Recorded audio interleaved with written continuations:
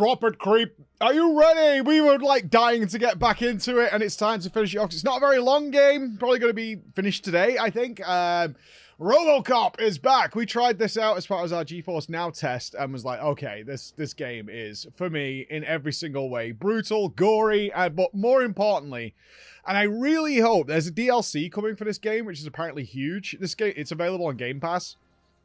That I hope they recognized where the strengths of this game lie, because it's not a big AAA title or anything like that. It's got some very janky animations.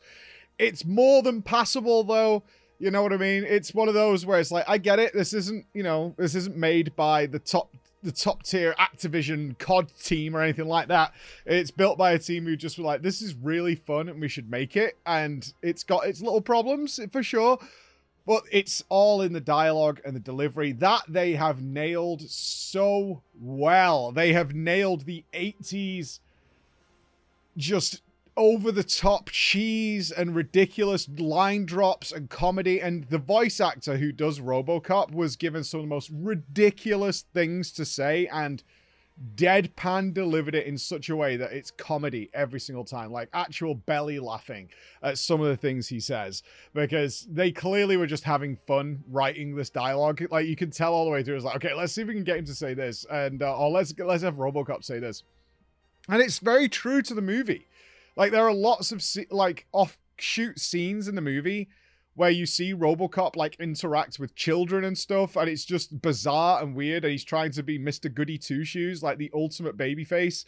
Be like, stay in school, right? And all this kind of stuff. Oh, man. So getting back into it, there's two elements to this game. There's the main story that's going on, which is fine. The main story is interesting. It's dealing with like the original Alex Murphy brain trying to break through this Robocop shell that they've built that's like, you know, very just law-abiding and stuff. And then he keeps getting these flashes, like glitches, of the real original Alex Murphy trying to break through. So you've got all these elements going on, and trying to bring down like this bizarre drug empire. And we actually found out who the leader of this new empire is, because it follows... I'll be honest, I'm not 100% where it is in the timeline. So for any of you who've watched the Robocop movies, I believe it falls between Robocop 2 and 3. Because they bring up the main antagonist of 2, which was called Kane, and the drug he created called Nuke. Nuke is everywhere, but they do bring up that Kane is dead, which is the ending of... spoilers, Robocop 2.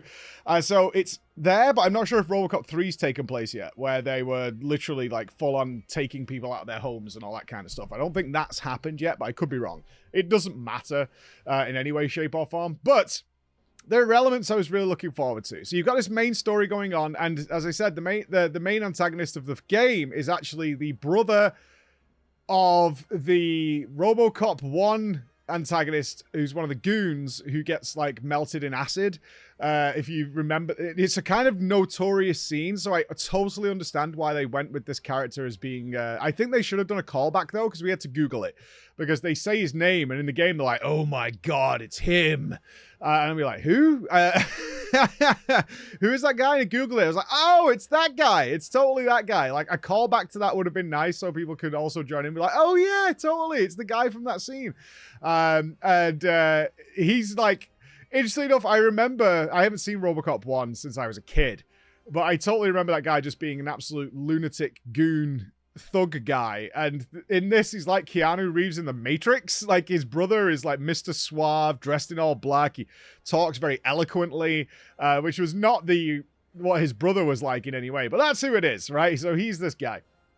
And he keeps popping up, and he's like manipulating things behind the scenes, and he's trying to get all the gangs united to work from him, and blah, blah, blah. So that's the main story. That stuff's fine, and it's very heavy on the action. That stuff is very heavy on the action. The action is good. If it wasn't for the gore and ragdoll effects, it would be extraordinarily mediocre. Very, very mediocre, because you just don't have the mobility as Robocop, or the...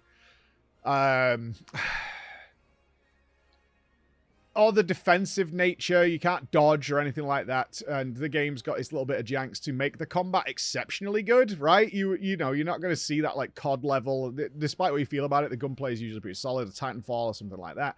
But it's covered in the fact that it's covered in gore, and you know, you can throw people across the room and all that. And that is taken to what is definitely the downer point of this video, is the boss fight. It's awful. It's really bad. It's the first time in a while I've seen my whole audience go like, this is not well thought out at all. And you can tell they wanted to have this moment, but it just doesn't work because the gameplay is not quite there. And it's against Ed209. I've got to say, when Ed209 showed up, my heart was like a flutter. A flutter. I was like just dripping in joy that Ed209 was there. I was like, oh, it's Ed209! Oh my god! And he says all the lines. He's got, you have 15 seconds to comply. And we're like, oh, he said the thing! Oh my god! It was a little bit of a shame, but I get why they were having fun with it, that you have a competition between you and Ed209. Ed209 arrives, and you have to storm this steel mill. Which is the original steel mill where you get shot as Alex Murphy in the movie. Like, they recreate the scene where that happened, and your chalk outline is there where you were found. But it goes like OCP, who's making all the Robocops and things, are like, but finally we can see Robo versus Ed, which did happen earlier on in the movies, I think. But either way, they want to see how it goes. And so they turn it into a killing competition, like who can kill more. And that kind of took away from me being able to just watch, because I obviously wanted to win, and I did. But I wanted to just watch Ed do his thing, like, just because he's got miniguns and all this kind of stuff. Like, oh, Ed's here! And you kind of lose your way because you focus on killing enemies. But shockingly, in a plot twist, oh my god, who could have seen it coming? Ed turns on you. You're like, no, Ed, please! Eddie, no! And you have to fight Ed. I died like 5 times here because there's just nothing you can really do. He has a very... all they could have done to fix this was had some level of disrupting him or stunning him or just have him be able to stop firing for some period of time. Like his guns overheat for a second, he tries to melee you or something like that, because he has a weak spot. Like they went with the weak spot mechanic, and it's the front of Ed. But in order to shoot that, you have to be in his line of sight, and he just never stops shooting, and he can shred through your armor like very, very quickly. And there's a couple of heals in the room, but not many. And it ultimately... we tried a number of different strats because they fill the room with explosives that you could throw. And it's like, okay, so I guess they want us to use all the explosives, and they do significant damage. However, they can also be hit by any of his bullets. So if you pick them up to throw them, if he shoots you, he blows it up in your hand and you just nearly die. He also has missile launchers, which just eradicate any explosive that's nearby because they just spray the area. And if you are getting to an area with explosives, he just blows up the whole area, and you're just like, okay, GG. You just die practically straight away. So we found ultimate box. Praise be to the wooden box. And you just circle around it because his bullets cannot penetrate the wooden crate. So it was just a case of just circle around him and then kill him very easily doing that. And it was like, this is really dumb. We wanted to have a good fight with Ed, but it's not. Unfortunate, but that's the weak point. The strength. Let me get to the strength. Oh my god. And it's worth playing the game just for this. It's just being Robocop patrolling the streets. It's so fun. Like, it's crazy, crazy fun. You just stumble across crime and you deal with it. And the way the game is divided is you have like a police station segment, which always has something goofy going on in it. It might be a case of like, they give Robocop, because he's a robot, they give him like the crap tasks to do. And it's kind of funny, like sign the get well card. So you have to go down to... cops are like breaking down due to what's happening in the city, right? The city is just devastating. It's got like chalkboards up. It's like 76 officers were attacked in the last week. And there's like a guy crying his eyes out. He's like, sign the get well card. He's like, oh god. He's like, and then you have to like print out like the next fallen officer who's died. Print it out and put it up. Like all this goofy stuff. That's really fun. The comedy of the dialogue is what makes it work while you're doing this. But then you have like a city section where you go into part of the city and you have a main objective, but you can patrol the streets as Robocop. And you can like issue tickets, and then they have like 4 or 5 like involved storylines that are happening in the city at the same time. So that can be anything from like a kid who's gone awry at mechanics and, you know, you're trying to put him back on the straight and narrow. Or it could be talking to the parents of a cop who's gone missing and dealing with his wife and his child and then finding him and what's he up to and all this stuff. Oh, it's top tier.